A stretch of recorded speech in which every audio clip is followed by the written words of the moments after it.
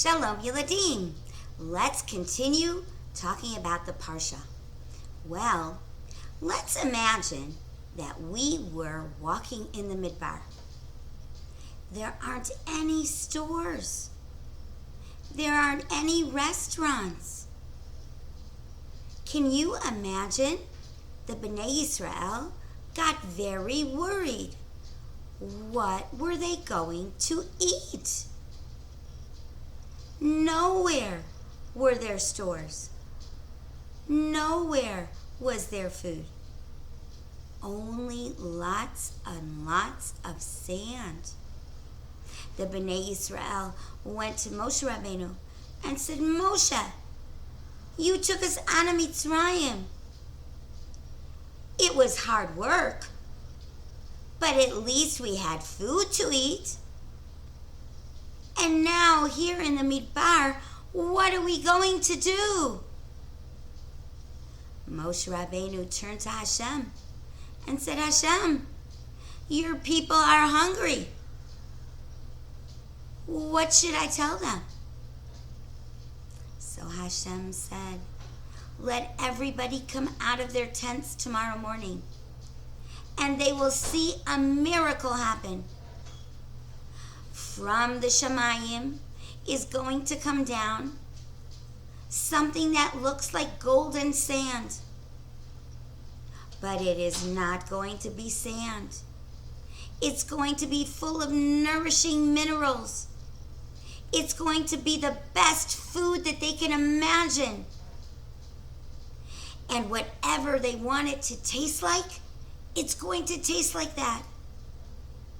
And the name of this special food is Mann.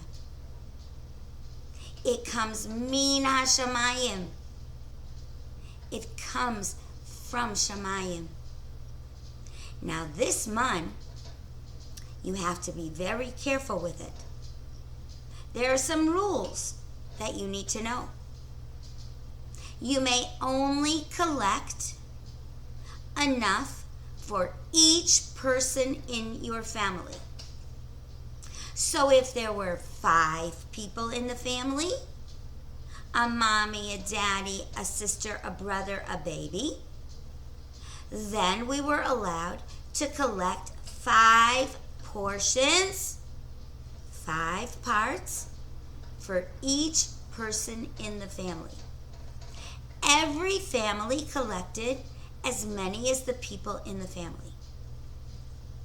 Another rule, you may only keep the Mann for that day. You may not take more for tomorrow. Whatever you gather, it's only enough for breakfast, lunch, and dinner for your people in your family for one day. And I have to tell you that if you don't listen to my rule, if you take more, whatever will be left over for tomorrow is going to be wormy and yucky, and you won't be able to eat from it. Why did Hashem say that? Why did he make that rule? When I go to the store, I don't buy 1 can of corn. I buy 3. So I'll have for today, for tomorrow, for next week. Why not? Hashem had a very good reason. Hashem wanted the Bnei Yisrael to learn to trust him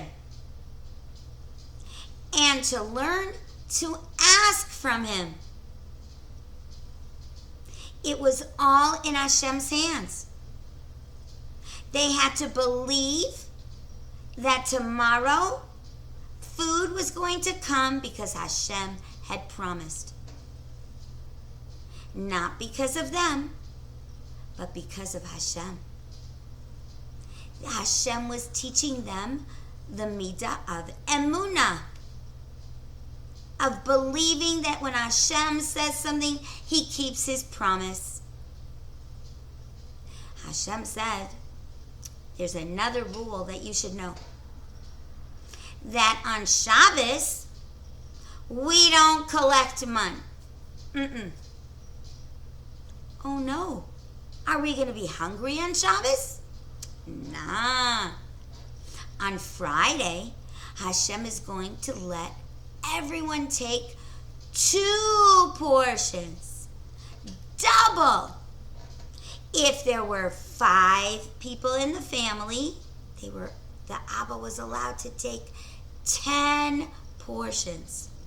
Enough for Friday and enough for Shabbos. Wow. Amazing. Every single day, the Yidden would come out of their tents and there would be Mann. They didn't have to go and schlep it from anywhere. It was already made. No one needed to cook. It was healthy. It was wonderful. One day, Shimon was speaking a little lashon hara about his neighbor Reuven. The next morning, when he went out to get his Mann, he saw that his Mann pile was really far away. Oh no, that was a reminder for Reuven not to talk about Shimon anymore. Because when Reuven did not behave himself, the Mann would teach him a lesson. And not only would he have to go far away to get his food, but everybody in the machana could see that Reuven made a little mistake. So when Reuven did tshuva and decided to be good and not speak lashon hara again, the pile of Mann came closer. If the pile of Mann was right in front of your tent, it was a hint to you that you were A1. You were doing a good job in the eyes of Hashem. But if the pile of Mann would move a little bit far, then you knew that you needed to correct something right away and be better. Wow. Now this Mann, when it fell down from Shemayim, it didn't just fall on the floor. Because if it fell on the floor, then it would get dirty. So Hashem brought special dew, special wetness.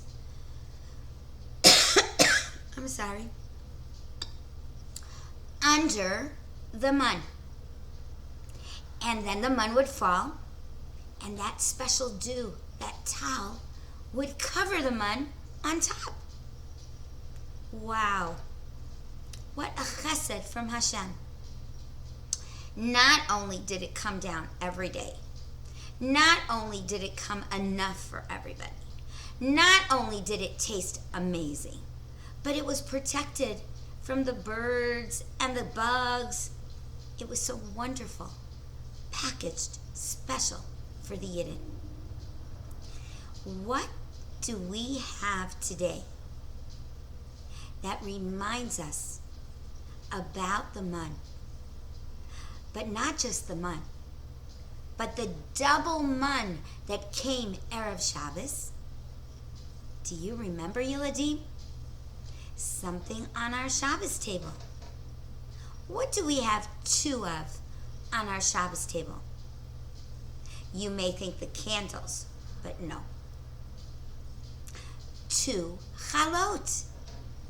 The chalot that we eat on Shabbos at every Seudah reminds us of the Mann. And Yiladim, what do? We put a plate under our chalot, and we put a challah cover over our chalot. How does that remind us of the Mann, Yiladim? Because that's how the Mann came down. It was protected on the bottom with the towel, the dew, the little wetness, and it was protected on the top with the towel, just like we do with our chalot every Shabbos. So when we do the mitzvah of eating challah on Shabbos, we are remembering the chesed, the kindness that Hashem did for us when we were in the midbar. When he brought Mann down from Shemayim, a huge nace. And where do we read about this huge nace of Mann? In this week's Parsha, Parshat Bahalotcha. See you soon, Yiladim.